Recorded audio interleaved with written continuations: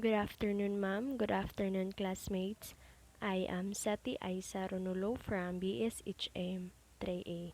So today, I will be discuss the food and beverage presentation and safety in equipment handling. So this is under the lesson 10 and this is the last part. So food presentation. Presentation of a food or beverage is equally important as its recipe as the other senses are stimulated through sight and aroma. The serving staff must follow the basic guidelines for the food presentation. Number 1, it must be presented at the required temperature. Number 2, it must be presented according to the serving size. Number 3, it must be presented in appropriate hollowware or the suitable size. Number 4, it is also recommended to serve food with the right garnish that adds to the catchiness of the dish. Number 5, the garnish or accompaniment should not overshadow the main food. So of course, kung magbutang ta garnish sa atong food, so dapat dili gyud siya ma-overshadow or masobraan para ma-identify nato ang food, dili lang ang garnish. Beverage presentation. So this is the example of beverages. So what is beverage presentation? Beverage presentation, it is gains a lot of importance in today's world. Beverages taste good if they are presented at the temperature at which they are meant to have. Right from selecting the appropriate service glassware, creating various pleasant color schemes of the ingredients, and serving the beverage with creative ideas base. Dealing with unexpected situations. So, the service staff actually must remain prepared to handle any unforeseen circumstances, which include number 1, handling spillover of food or drink while serving. Number 2, dealing with highly drunk guests. Number 3, dealing with guests who are physically challenged or the ones who show difficulty and communicating. Number 4, dealing with hyperactive toddler guests. Number 5, dealing with unwelcome situations such as large fire hazards. Safety measures to prevent accidents and injuries. So, to prevent accidents and injuries in food establishment, it is important for every food handler to be alert in identifying the eradicating safety hazards. So, dapat, so, naging always alert to identifying and safety eradicating of the safety hazards. Because hazards, manggod kay kuan, is anything that has potential to cause an injury or damage. To eliminate such as hazards, keep the following pointers in mind. Number 1, keep the food preparation and dining area free of obstruction. So, dapat kung mag-prepare ta og food sa dining area, so dapat wala na siya mga obstructions, nga kanang walay mga barrier. Number 2, take note of safety hazards and take action. So always take note na to ang safety hazards and then tagaan na to siya og action para iwas mga accidents. Number 3, floors must not be slippery nor wet. Clear floors of spoiled oil, grease, and liquid. Clear the grease with hot water of hot sponge and wipe dry. So, dapat ang floor, dapat dili siya danlog, dili siya basa para iwas accidents. Number 4, kitchen floor should not be treated with a slippery polish to avoid slips or falls. So, dapat ang kitchen floor, so, dili gid siya danlog para avoid malikay ta sa kuan kanang madigyas ta or kanang something mahulog ta or ana. Number 5, any broken tile must be immediately repaired as it can cause falls or accidents. So, ini nga mga broken tiles, so dapat i-repair gyud na siya immediately para kuan kanang malikay sa mga accidents. Number 6, use safety shoes in the kitchen, preferably leather and high cut. So dapat in the kitchen magamit kita og kanang mga safety shoes. Like 'di ba? Kanang like sa Jollibee, 'di ba? Makita man jud nato nga ilang safety shoes nga ilang shoes nga gigamit is katong guma. Oh, cause mo to siya example for safety shoes. Number 6, clear away all grease stain and dirt in stoves. Regularly, grease can ignite fire. So, dapat i-clear nato no nga walay mga taya-taya or kanang hugaw sa stoves. And then, number 7, all gas-operated kitchen equipment should be switched off after using and the main gate valve should be shut off before closing the kitchen. So, all gas-operated kitchen equipment, so dapat naka-switch off yun na siya after paggamit. And of course, katong main gate po niya nga valve, dapat po siya naka-shut off before i-closing ang kitchen. Like, pareha sa balay, di ba nato is naiplanka. So, I mean, kana bitaw mo na ang sa gate valve. So, like for example, same ana nga ang switch sa suga, so atong gipalong but wala na to gipalong ang plangka. So dapat palungon po nato kay para safety ta, walay kuan mahitabo nga mga accidents. Number 8, ask your supervisor for proper operations of all power equipment. So dapat mag-ask gid ka sa supervisor kung unsaon na paggamit nga kuan sakto nga mga equipment. So dili ta magpataka-taka kung wa jud ta ka hibaw. Number 9, turn off and pull the plug of a machine before cleaning and assembling.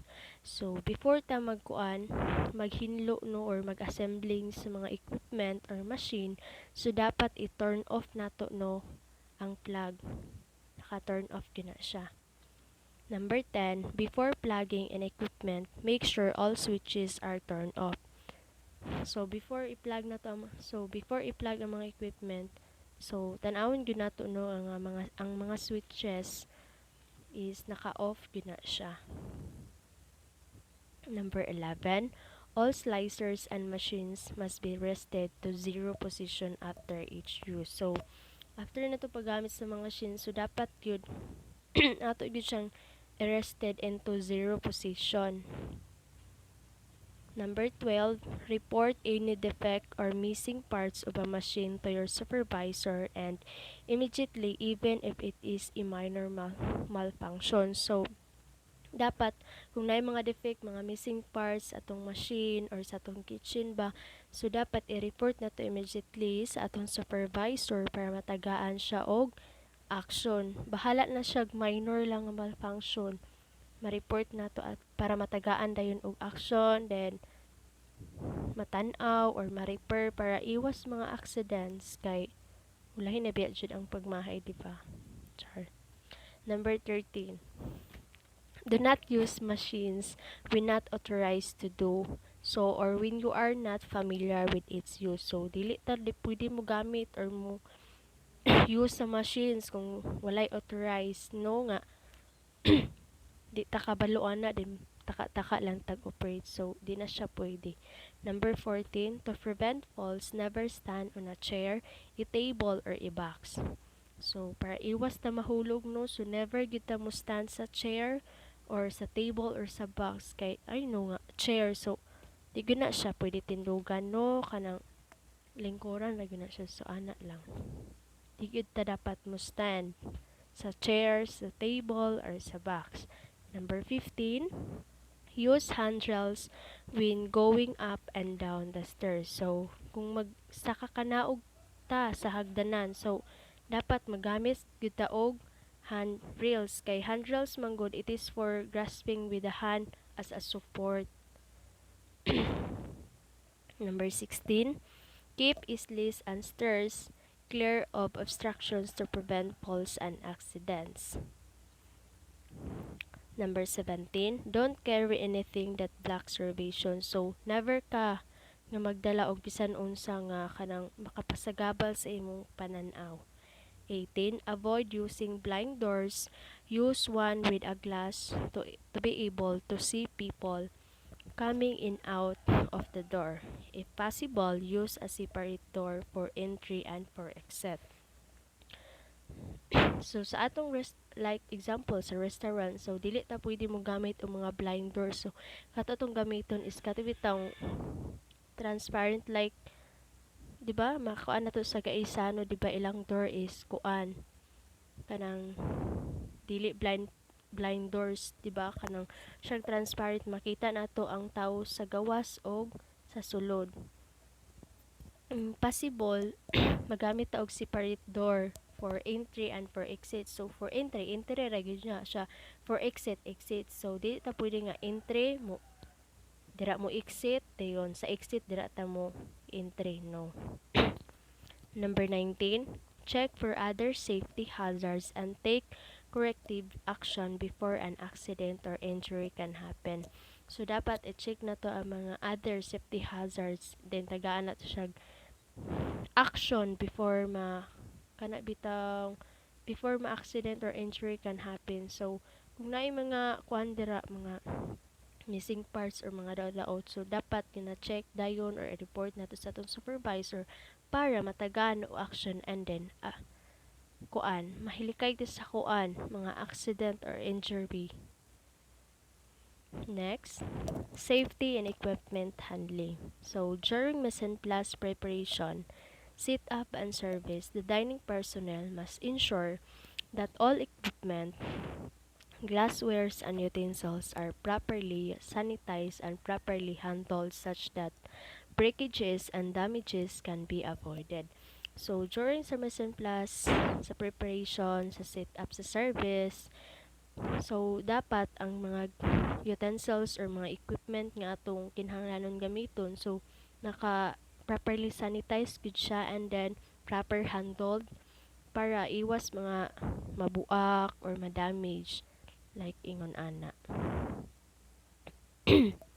Breakages and caused by the following factors. Number 1, mechanical impact. Results from an object-to-object contact. To avoid mechanical impact, observe the following rules. So, don'ts and do's. So, for the don'ts, don't handle glasses in a bangkit. So, dili nimo siya pwede i-handle ang glasses sa bangkit. And then for the do's, use bar trays. So dapat magamit sita og bar trays. And then don't put cutleries onto glasses. So dili ka pwede mobutang og mga cutleries sa glasses. Then place them in their appropriate container. So ibutang gid siya nimo dapat sa yahang butanganan. Don't stack glasses. So dili pwede nimo ipatong-patong ang mga glasses. Only Chinaware shall be stacked with the same kinds and sizes together. So ang pwede ra nimo ma-stack is ang mga China wares nga same niya kapariha or mga sizes niya. Don't dump glasses in sinks. So dili nimo siya pwede ilabay ang glasses diretso sa sinks, no, kay naa siya possible nga mabuak na siya. Place them directly in a divider rack. So ikuan gyud nimo siya, no, diretso isulod nimo sa divider. Then don't overload bus pan. So dapat jud dili gid siya dili overloaded ang bus pan.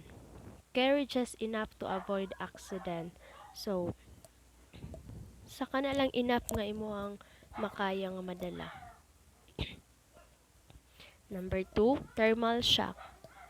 is the abrupt exposure of a breakable equipment like crystal glasses, chinawares, and etc. from cold to hot temperature or vice versa, resulting to cracks or breakages. So, to avoid thermal shock, number one, never put hot water in a chilled or cold glass and vice versa. So, never ka magput og hot water sa nga kana bitawng pangbugnaw nga baso.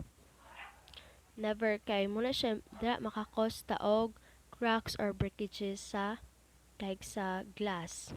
Number two, allow chilled or cold bowl, china or glass to warm up at room temperature before heating them in a microwave oven. Number three, never put hot water in any glass that is not heat resistant. So never ka nga magbutang og hot water bisan unsa nga klase sa glass nga dili siya pang heat resistant. Number three, improper handling and misuse of equipment. Using equipment for purpose other than what is intended for. Among are the malpractice that should be avoided are number one, scooping ice with a glass. Use ice cooper. So, scooping ice with a glass. So, kung mag-scoop tag ice glass, so dapat na magamit ta og scoop kay like para anang sa ice cream di ba kung mopalita ka ng like mga sa kanang soroy-soroy kanang like kanang sorbetes di ba lisod pud siguro no nga ang baso ay diretso lang kalo sa ice cream no magamit kana siya og ice cooper.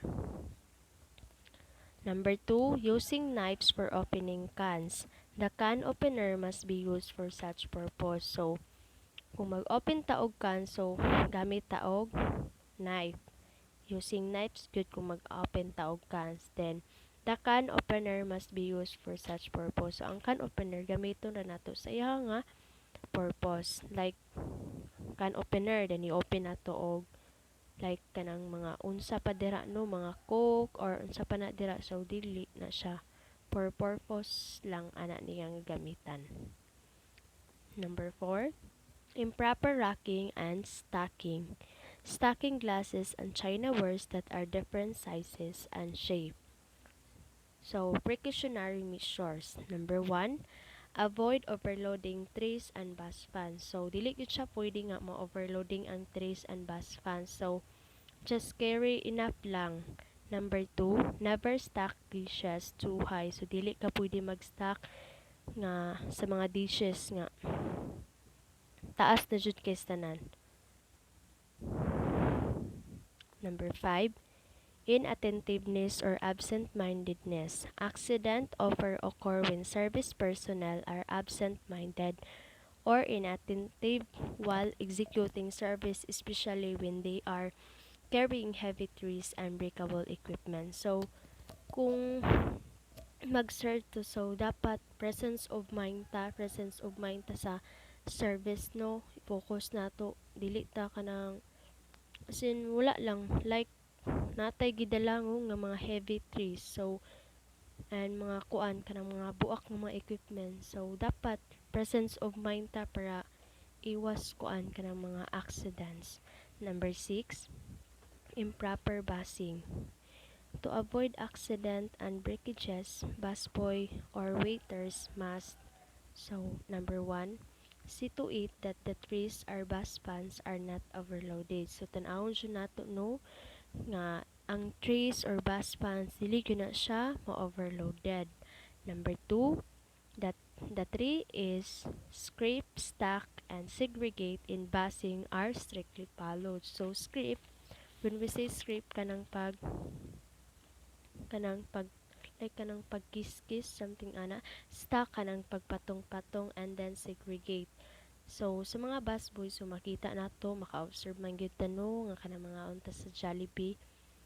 So nakakuan gyud na siya no naka-segregate plato to plato, mga tinidor like ingon ana.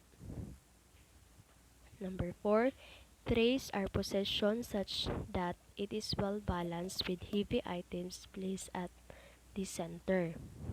So, Trays are positioned such so dapat kung mag-handle tao sa tray, so dapat balance siya. So ang heavy items kay naa siya sa center, no, dili gyud na siya pwede naa sa gilid kay possible na siya nga mahulog, dili siya balance. So it must be balanced. Number 5, trays must be properly handled with the palm and not with the finger holding the plate. So kung mag handle ta sa tray, so gamit atong palm, no, dili pwede ang fingers, especially sa pag-holding sa plate. And that's all. Thank you for listening. God bless.